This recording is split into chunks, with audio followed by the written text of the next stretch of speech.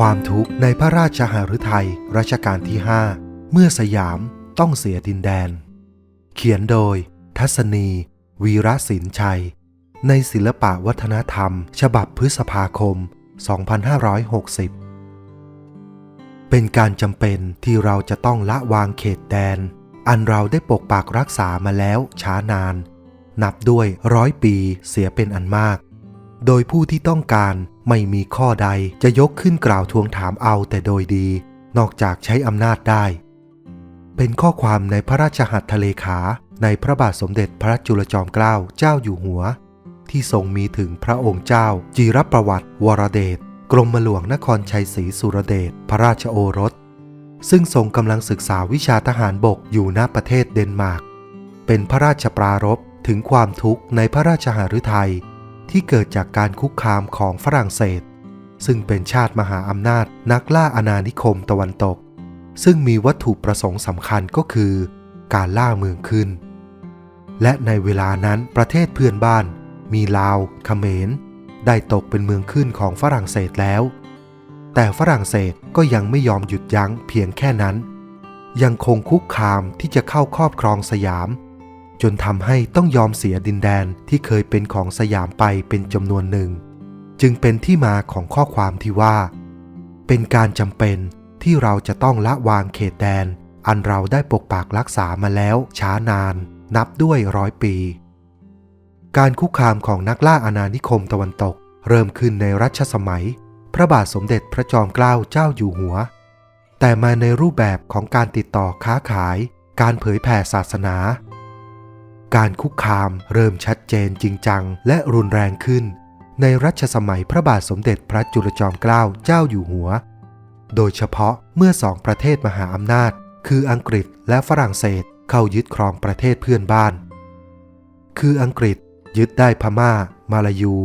ฝรั่งเศสยึดได้ยวนและกำลังขยายขอบเขตมาเข้าสู่เขมรและลาวซึ่งเป็นประเทศราชของสยามฝรั่งเศสมีท่าทีคุกคามสยามอย่างหนักและเปิดเผยเพื่อที่จะได้ครอบครองเขมรและลาวโดยไม่ฟังเหตุผลหรือข้ออ้างใดๆมุ่งแต่จะใช้เล่ห์กลและอำนาจเข้ายึดครองดังข้อความในพระราชหัตถเลขาที่ว่าโดยผู้ที่ต้องการไม่มีข้อใดจะยกขึ้นกล่าวทวงถามเอาแต่โดยดีนอกจากใช้อำนาจได้ซึ่งนับเป็นความทุกข์โทมนัสอย่างใหญ่หลวงในพระองค์ดินแดนในครอบครองที่ทรงต้องยอมเสียให้แก่ฝรั่งเศสนั้นในเบื้องแรกถึง3 ครั้งครั้งแรกในปีพ.ศ. 2410ไทยต้องเสียดินแดนเขมรส่วนนอกเพราะหลังจากฝรั่งเศสยึดดินแดนบางส่วนของยวนได้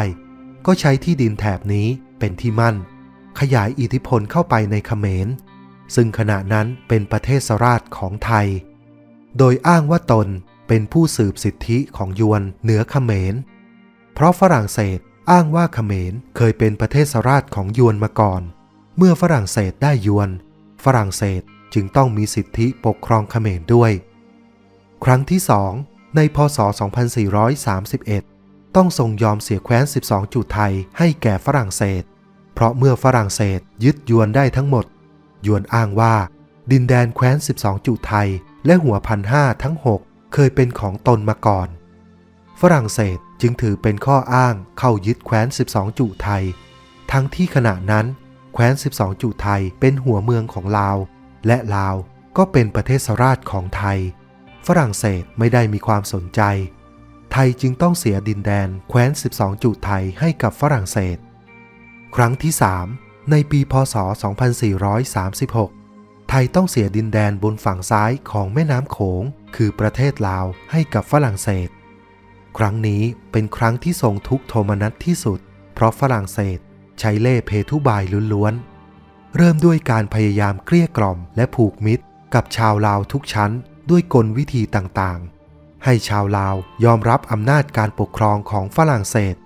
และเมื่อสยามพยายามที่จะปกครองอาณาเขตของตนฝรั่งเศสก็กล่าวหาว่าการกระทำของสยามนั้นเป็นการเตรียมที่จะทำสงครามกับฝรั่งเศสการคุกคามของฝรั่งเศสเริ่มรุนแรงขึ้นยิ่งเมื่อฝรั่งเศสคาดว่าลาวเต็มใจที่จะอยู่ในปกครองของตนฝรั่งเศสก็ยิ่งคุกคามสยามหนักขึ้น แม้สยามจะเสนอให้มีการเจรจาในเรื่องเขตแดนให้ชัดเจนเรียบร้อยเสียก่อนแต่ฝรั่งเศสก็หลีกเลี่ยงบ่ายเบี่ยงมาโดยตลอดความสัมพันธ์ระหว่างสยามกับฝรั่งเศสจึงอยู่ในสภาวะที่ตึงเครียดมีการปะทะการประปรายตามลำน้ำโขง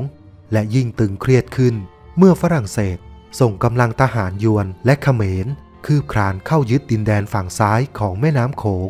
ซึ่งก็คือหัวเมืองลาวทั้งหมดสยามพยายามต่อสู้กับฝรั่งเศสด้วยวิธีสันติเช่นขอให้มีการเจรจาปักปันเขตแดนซึ่งขณะนั้นยังไม่เรียบร้อยตามมาตรฐานของอารยประเทศเป็นการใช้วิธีการทูตนำการทหารซึ่งเป็นวิถีทางของประเทศที่เป็นอารยะแล้วแต่ฝรั่งเศสก็ไม่ยอมคงบ่ายเบี่ยงไม่ยอมเจรจาด้วยและส่งทหารยวนเขมรเข้ายึดหัวเมืองลาวไทยได้พยายามต่อสู้ปกป้องอาณาเขตแต่ก็ต้องพยายามระมัดระวังให้การสู้รบอยู่ในขอบเขตของการป้องกันตัวเพื่อที่จะได้มีโอกาสเจรจากับฝรั่งเศสได้ในยามจำเป็นแต่ฝรั่งเศสก็มุ่งแต่จะยึดครองลาวซึ่งเป็นเมืองขึ้นของสยามทั้งหมดในการประทะกันครั้งหนึ่งที่เมืองคำม่วนและทุ่งเชียงคำมีเหตุการณ์สำคัญเกิดขึ้นคือฝรั่งเศสจับตัวพระยอดเมืองขวางเจ้าเมืองคำม่วน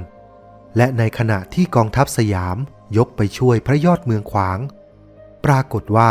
นายโกรสกูแรงนายทหารฝรั่งเศสเกิดเสียชีวิตลงฝรั่งเศสกล่าวหาว่านายโกรสกูแรงถูกฆาตกรรมและเรียกร้องให้ไทยลงโทษพระยอดเมืองขวางทำให้เหตุการณ์ทวีความตึงเครียดและคับขันขึ้นในขณะเดียวกันทั้งกระทรวงอาณานิคมสื่อสารมวลชนและวงการศาสนาต่างสนับสนุนรัฐบาลฝรั่งเศสให้ใช้มาตรการรุนแรงกับไทยจนในที่สุดผู้บังคับการเรือฝรั่งเศสได้นำเรือ2 ลำคือเรือปืนแองกองสตรองและเรือโกเมสพร้อมเรือนำร่องได้มุ่งหน้าเข้าสู่กรุงเทพมหานครเมื่อแล่นผ่านป้อมพระจุลจอมเกล้าซึ่งอยู่ภายใต้การบังคับบัญชาของพระยาชลยุทธโยธินได้ยิงเตือนแต่เรือรบฝรั่งเศสก็ไม่ได้หยุดยั้งจึงได้เกิดการยิงประทะกันขึ้นได้รับความเสียหายทั้งสองฝ่ายคือเรือนำร่องของฝรั่งเศสถูกยิงจมส่วนเรือปืนมกุฎราชกุมารของสยามถูกยิงได้รับความเสียหายเรียกเหตุการณ์ในครั้งนี้ว่าวิกฤตการณ์รศ112ฝรั่งเศสใช้อำนาจที่ปราศจากทั้งเหตุผลและความเป็นธรรมต่อไปด้วยการยื่นข้อเสนอเรียกร้องทั้งให้ไทยเพิกถอนสิทธิเหนือดินแดนฝั่งซ้ายของแม่น้ำโขงทั้งหมดให้จัดการลงโทษเจ้าหน้าที่ที่ยิงเรือฝรั่งเศสพร้อมกับชดเชยค่าเสียหายให้ฝรั่งเศสเป็นเงิน2 ล้านฟรังและยังมีข้อกำชับทิ้งท้ายว่าถ้าถูกโจมตีจะทำลายกองเรือไทยตลอดจนป้อมปราการ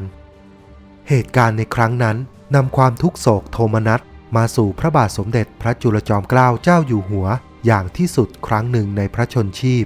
ถึงแก่ทรงพระประชวรทรงทอดอาลัยในพระชนชีพมิยอมเสวยพระโอสถอยู่ระยะหนึ่งแต่ในที่สุดความรับผิดชอบต่อบ้านเมืองในฐานะพระเจ้าแผ่นดิน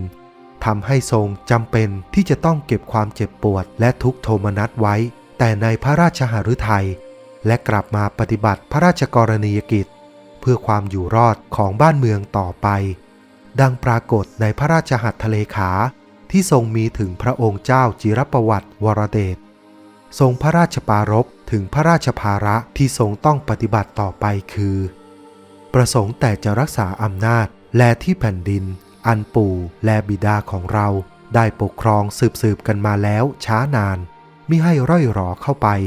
และให้ไพร่บ้านพลเมืองของเราเป็นสุขตลอดทั่วหน้าจนสุดกำลังที่จะทำได้แต่ถึงกระนั้น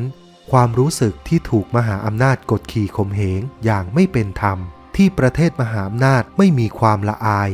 ละเลยต่อหลักการปฏิบัติของอารยประเทศดังที่ทรงกล่าวว่า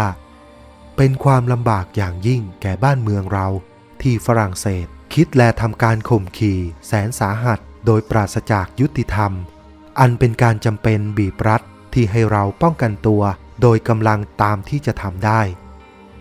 ในเวลานั้นทรงคิดถึงพระราชโอรส ซึ่งเป็นความหวังแรกในอันที่จะกลับมาช่วยแบ่งเบาพระราชภาระของบ้านเมืองคือพระองค์เจ้าจิรประวัติวรเดชเพราะเป็นพระราชโอรสองค์แรกที่ได้ทรงศึกษาวิชาการทหารบกตามแบบอารยประเทศที่ประเทศเดนมาร์กแต่ขณะนั้นทรงกำลังอยู่ในระหว่างการศึกษาแม้จะทรงพระราชปรารถนาให้พระราชโอรสได้อยู่ใกล้ชิดพระองค์ในเหตุการณ์นี้แต่ก็ยังมิถึงเวลาดังที่ทรงกล่าวว่าพ่อรู้ว่าเจ้าจะต้องอยู่อีกนานจึงจะทำการได้ดีอย่างยิ่งเว้นแต่ขอให้คิดสักหน่อยหนึ่งว่าเมืองเราต้องการคนรู้จริงในเวลานี้มากนักเราต้องการผู้ที่รู้วิชาชั้นสูงในการทหารทุกอย่างความต้องการของเรานั้นเป็นการรีบร้อนยิ่งกว่าที่เจ้าจะคิดเห็นทุกข้อความที่ปรากฏในพระราชหัตถเลขา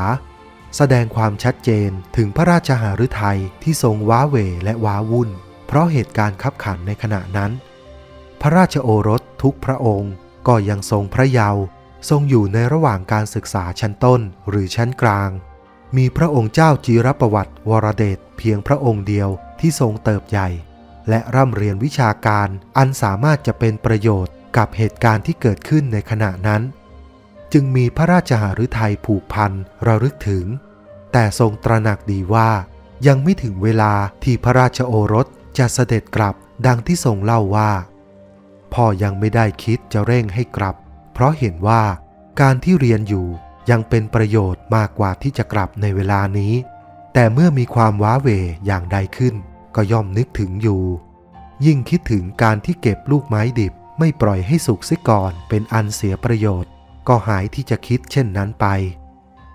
แม้เหตุการณ์รศ112จะผ่านพ้นไปแต่ก็ยังคงมีปัญหาสืบเนื่องที่ต้องทรงแก้ไขอย่างหนักคือข้อเรียกร้องต่างๆที่ฝรั่งเศสต้องการให้สยามทำตาม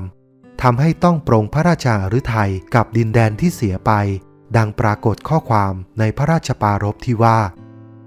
การเสียเขตแดนแต่เพียงเล็กน้อยตามชายแดนพระราชอาณาจักรซึ่งเราเองก็ทำนุบำรุงรักษาให้เจริญเต็มที่ไม่ได้นั้นก็เปรียบเหมือนกับเสียปลายนิ้วของเราไปยังไกลอยู่รักษาหัวใจกับตัวไว้ให้ดีก็แล้วกันในพระราชหัตถเลขาที่ว่า